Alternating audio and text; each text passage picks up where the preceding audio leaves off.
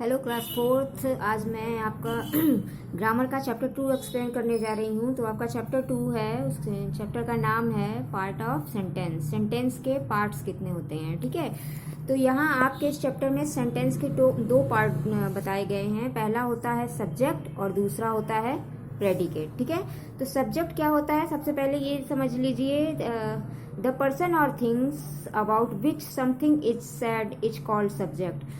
किसी भी सेंटेंस में किसी पर्सन या किसी वस्तु के लिए जो चीज़ें कही जाती हैं उस वस्तु या उस इंसान को ही सब्जेक्ट कहते हैं। सपोज दैट, सिंपल सा एग्जांपल लीजिए आप कि किरण इज़ माय फ्रेंड, ठीक है। किरण मेरी फ्रेंड है। अब यहाँ किसके बारे में सेंटेंस में बात किया जा रहा है, कौन फ्रेंड है, तो जाहिर सी बात है आपका आंसर होगा किरण।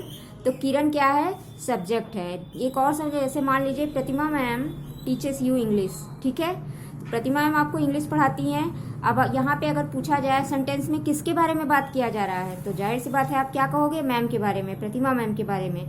तो प्रतिमा मैम इस सेंटेंस में क्या हो गई, सब्जेक्ट हो गई। तो कहने का मतलब है किसी भी सेंटेंस के अंदर जिसके बारे में बात की, जिसके बारे में कुछ कहा जाता है, उस चीज को, उस व्यक्ति को, उस वस्तु को, उस पर्सन को, उस थिंग को ही सब्जेक्ट माना जाता है, ठीक है।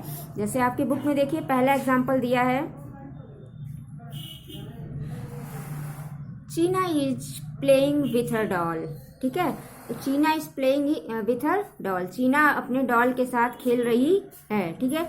तो ये सेंटेंस में क्या कहा जा रहा है कि चीना अपने डॉल के साथ खेल रही है। अब किस बारे में बात किया जा रहा है, किसके बारे में बात किया जा रहा है सेंटेंस के अंदर। अगर पूछेंगे कि कौन अपने डॉल के साथ खेल रहा है, तो आपका आंसर क्या होगा, चीना का होगा। तो क्लियर हो गया कि चीना जो है वो इस सेंटेंस में, इस पूरे सेंटेंस में सब्जेक्ट का काम कर रही है, ठीक है। जैसे अगला देखिए आपका एग्जाम्पल है, the sun is very hot, सूर्य बहुत गर्म है, ठीक है। तो इसमें क्या है, किसके बारे में बात किया जा रहा है, कौन गर्म है, सूर्य गर्म है। तो ये जो सूर्य यानी कि जो सन है, ये हमारा क्या हो गया, इस पूरे सेंटेंस का सब्जेक्ट हो गया। क्लियर हुआ। हु से क्वेश्चन करिए और उसका आंसर जो आता है वो डायरेक्ट हमारा सब्जेक्ट होता है। सेंटेंस कोई भी हो, कैसा भी हो, सेंटेंस सुनने के बाद उसको हु से उसका क्वेश्चन बनाइए, उससे जो आंसर मिलता है, उस हु का जो आंसर मिलेगा वही हमारा सब्जेक्ट, उस सेंटेंस का सब्जेक्ट माना जाएगा, ठीक है।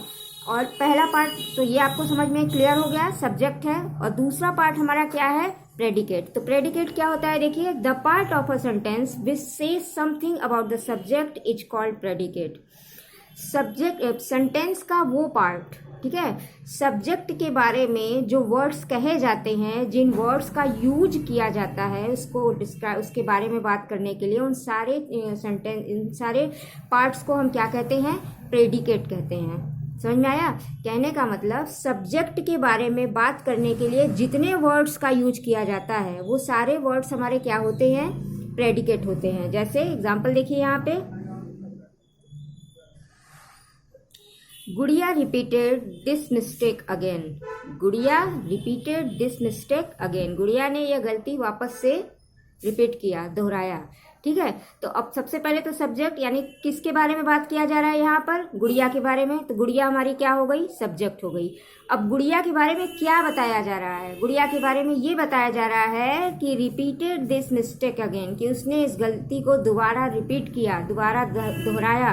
तो ये जो गुड़िया के बारे में ये जो पूरा सेंटेंस बनाया गया है, इस पूरे वर्ड्स को हम क्या कहेंगे, प्रेडिकेट कहेंगे। सब्जेक्ट के अलावा सब्जेक्ट के लिए जिन वर्ड्स का यूज किया जाता है उसको, उसके बारे में बात करने के लिए, उन सारे वर्ड्स को हम किस में डालते हैं, प्रेडिकेट में डालते हैं। जैसे देखिए, डब्बू नोज नथिंग अबाउट इट, डब्बू जो है वह इस बारे में बिल्कुल नहीं जानता है।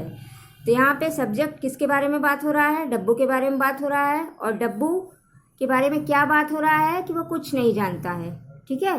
तो ये जो कुछ नहीं जानता है, नोज नथिंग अबाउट इट, इस बारे में कुछ नहीं जानता है, तो ये पूरा का पूरा वर्ड्स हमारा क्या हो गया, प्रेडिकेट हो गया। तो ये क्लियर हुआ, सब्जेक्ट क्या होता है, प्रेडिकेट क्या होता है। सेंटेंस में जिसके बारे में बात की जाती है वो सब्जेक्ट होता है, और सब्जेक्ट के बारे में जो बातें कही जाती हैं वो हमारा क्या होता है, प्रेडिकेट होता है, ठीक है।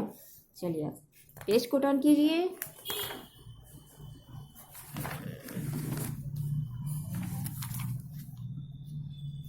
एक्सरसाइज 8 पर देखिए, separate the subject and predicate of the following sentences. इस नीचे ये जो सेंटेंसेस दिए गए हैं, इन सेंटेंसेज में से आपको सब्जेक्ट को और प्रेडिकेट को अलग अलग करना है। इस तरीके से कॉपी पे कॉलम बनाएंगे आप, ऐसा जैसे यहाँ देखिए बुक में जैसे बना हुआ है। एक तरफ हेडिंग डालेंगे सब्जेक्ट और एक तरफ हेडिंग डालेंगे प्रेडिकेट। पहला सेंटेंस पढ़ेंगे। पहला सेंटेंस क्या है? I heard this sad news, मैंने यह दुख भरी समाचार को सुना। ठीक है, तो यहाँ पे सब्जेक्ट क्या है, किसके बारे में बात हो रहा है? मैं के बारे में बात हो रहा है। ठीक है, तो यहाँ मैं हमारा क्या हो गया? सब्जेक्ट हो गया, और मैं के लिए इन सारे वर्ड्स का यूज किया गया है, तो ये सारे हमारे क्या हो गए? प्रेडिकेट हो गए।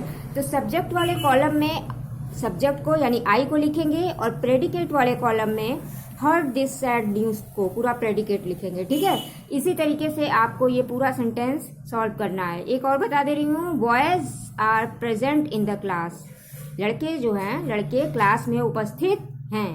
तो यहाँ किसके बारे में, सेंटेंस में किसके बारे में बात की जा रही है? बॉयज के बारे में बात की जा रही है। तो बॉयज हमारे क्या हो गए? सब्जेक्ट हो गए। तो सब्जेक्ट को सब्जेक्ट के कॉलम में लिखेंगे, और बॉयज के बारे में क्या बताया जा रहा है कि वो क्लास में प्रेजेंट है, are present in the class. तो ये जो प्रेडिकेट है वो प्रेडिकेट के कॉलम में लिखेंगे।